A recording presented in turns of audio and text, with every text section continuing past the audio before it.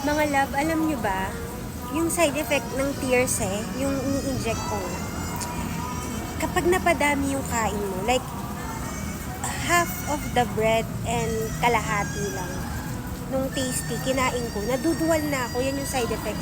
O kaya, pwede na mag-LBM kayo.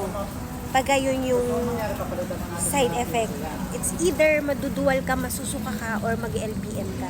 Kaya pag nag-TTRC ka, or any weight loss program, huwag mong pilitin. Kahit gusto pa ng bibig mo o ng utak mo. Kasi yung tiyan mo, hindi niya nakakayanin. Kaya ngayon, naduduwal na naman ako.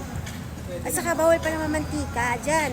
Eh, yung kinain ko kasi is tamago sandwiches na, which is way egg na sobrang nasusukan na talaga ako.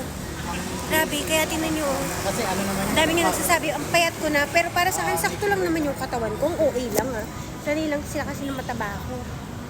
Yun.